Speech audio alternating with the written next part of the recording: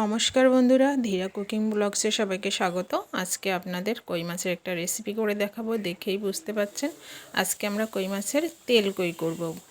চলুন তাহলে রেসিপিটা শুরু করি। আমি কই মাছটা দেখুন পরিষ্কার করে কেটে ধুয়ে নিয়েছি, আর কই মাছের গায়ে কিন্তু ছোট ছোট কেটে কেটে দিয়েছি। মাছে নুন হলুদ মাখিয়ে ভাজা করে নেব।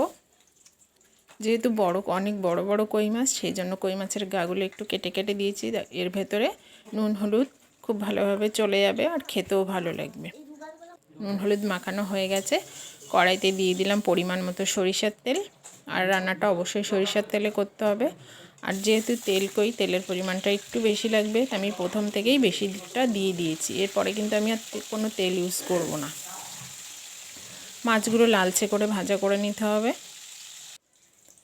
দেখতেই পাচ্ছেন আমি মাছগুলো লালচে করে ভাজা করে নিয়েছি। এবার মাছটাকে উঠিয়ে কই মাছের যে তেলটা রয়েছে, ভাজা যে তেলটা রয়েছে, ওই তেলেই আমি রান্না করব। এক্সট্রা কোনো তেল কিন্তু আমি এখানে ইউজ করব না। মাছটা উঠিয়ে নিয়েছি। এবার দিয়ে দিলাম 1 চামচ আদা বাটা, 2 চামচ জিরে বাটা দেবো আমি এখানে কোনো পেঁয়াজ রসুন ইউজ করব না, যার জন্য জিরের পরিমাণটা একটু বেশি দিলাম। দিয়ে দিলাম পরিমাণ মতো হলুদ আর নুন। এবার দিয়ে দেবো লঙ্কা বাটা। আপনারা কেউ যদি পেঁয়াজ রসুন ইউজ করতে চান করতে পারেন। আমি এখানে পেঁয়াজ রসুন ছাড়াই আজকে তেল কইটা রান্না করব। পেঁয়াজ রসুন ছাড়া কিন্তু তেল কইয়ের স্বাদটা অন্যরকম লাগে। আর মশলাটা খুব ভালোভাবে কষিয়ে নিতে হবে। যে যত ভালো করে মশলা কষাবে রেসিপিটা কিন্তু ততই ভালো হবে আর খেতেও স্বাদ লাগবে। খুব ভালো করে মশলা কষিয়ে নিয়েছি। এবার দিয়ে দেবো পরিমাণ মতো জল।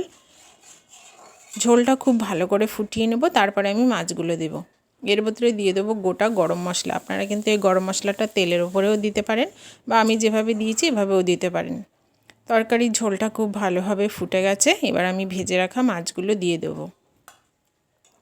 মাছগুলো দিয়ে গ্যাসটাকে একদম লো করে ঢেকে 5 মিনিট রান্না করতে হবে। একদম লো আঁচে রান্না করতে হবে, কারণ যেহেতু গা মাখা মাখা হবে ঝোলটা, তেল কই যেহেতু বলা হয়েছে, রান্না করতে করতে মানে তরকারির ওপরে তেলটা ভেসে উঠবে, সেভাবে রান্নাটা করতে হবে। আমি 5 মিনিট ঢেকে রান্না করব। এখনও কিন্তু একটু বাকি আছে, একটু জাল হতে বাকি আছে। জাল হলেই কিন্তু তরকারিটা একদম রেডি হয়ে যাবে। সব মশলা সব কিছু দেওয়া হয়ে গেছে। মাছগুলো আমি একটু উল্টে পাল্টে দিলাম আর একটু ফুটিয়ে নেব। ফুটিয়ে নিলেই রেডি কিন্তু তেল কই। দেখুন বন্ধুরা, এবার ওপর দিয়ে তেলটা ভেসে উঠেছে, দেখেই বুঝতে পাচ্ছেন যে তেল কই একদম রেডি হয়ে গেছে।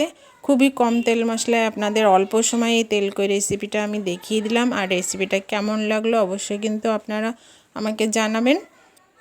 আর ভিডিওগুলো বেশি বেশি করে দেখবেন, লাইক করবেন, শেয়ার করবেন, কমেন্টস করবেন, আর সাবস্ক্রাইব করার অনুরোধ রইল। আজকে এই পর্যন্তই। আপনারা অবশ্যই ভালো থাকবেন।